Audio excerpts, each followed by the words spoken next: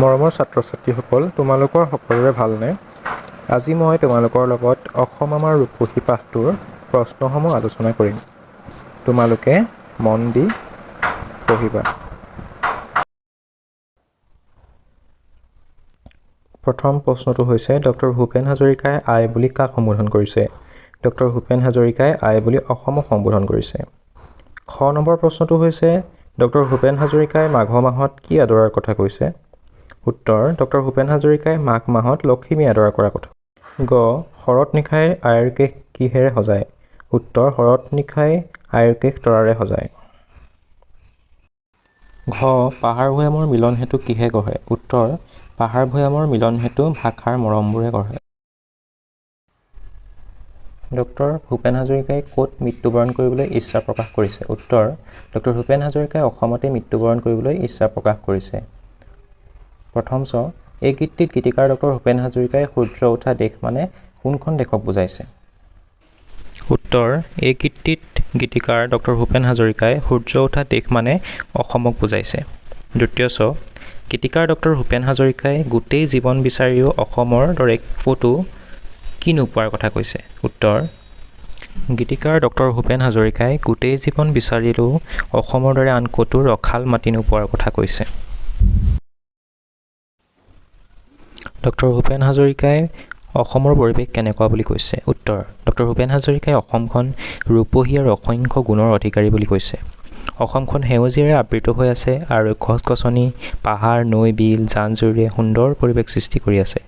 লগতে গীতিকাৰে কৈছে যে অসমৰ মাটি অতি সাৰুৱা। অসমখন বিচিত্ৰ, অসমত নানা জাতি, জনগোষ্ঠী, ধৰ্ম, ভাষাৰ লোকে সমিলমিলেৰে বসবাস কৰি আছে। বহলাই লিখা।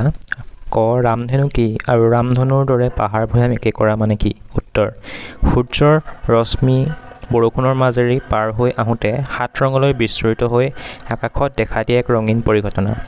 যিদৰে ৰামধনুৰ সাতোটা ৰং মিহলি হৈ আকাশত এক সুন্দৰ পৰিৱেশৰ সৃষ্টি হয়, ঠিক তেনেদৰে অসমৰ পাহাৰ ভৈয়ামত বাস কৰা বিভিন্ন জাতি-জনজাতিৰ ভাষা ধৰ্মৰ মানুহ একেলগে সমিলমিলেৰে বাস কৰি অসমখন এক সুন্দৰ কৰি ৰাখিছে।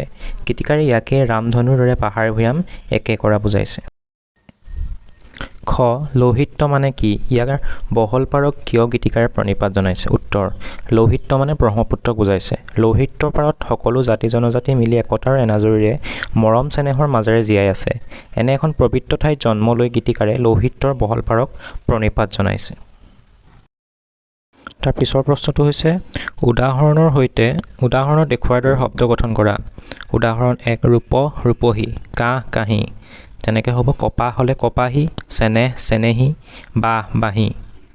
উদাহৰণ ২. ৰসাল, নোম নোমাল। এতিয়া প্ৰশ্ন উত্তৰ হৈছে ক. জীপ জীপাল, খ. তেজ তেজাল, গ.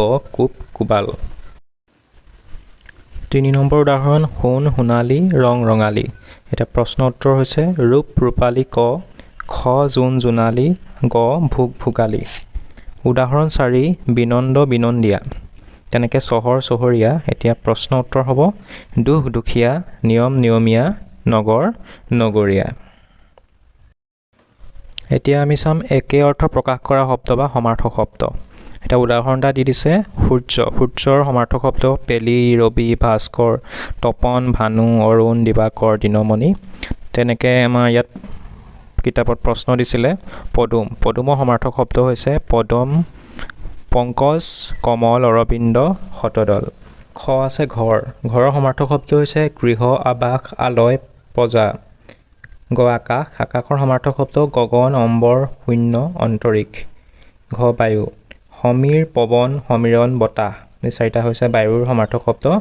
পৃথিৱীৰ সমাৰ্থক শব্দ হৈছে ধৰণী, বসুমতী, ধৰিত্ৰী, মেদিনী। এইসমূহ হৈছে সমাৰ্থক শব্দ বা একে অৰ্থ প্ৰকাশ কৰা শব্দ।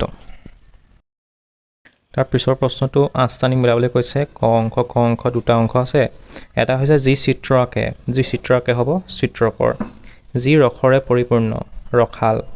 যি সোণৰ নিচিনা, সোণ বৰণৰ, সোণালী। যি গীত লিখে হৈছে গীতিকাৰ। এইকেইটাই আছিলে আজি তোমালোকৰ কাৰণে মই যুগুত কৰা প্ৰশ্ন। তাৰ পৰৱৰ্তী অংশ তোমালোকক মই সোনকালে দিম। তোমালোকে ভালে থাকা আৰু প্ৰশ্নসমূহ তোমালোকে বহীত কৰি ল'বা, তেতিয়া তোমালোকৰ মনত থাকিব। আৰু পাঠটো যদি কিবা প্ৰশ্ন আছে মোক সুধিব পাৰা। আজিলৈ আহিছোঁ, ধন্যবাদ।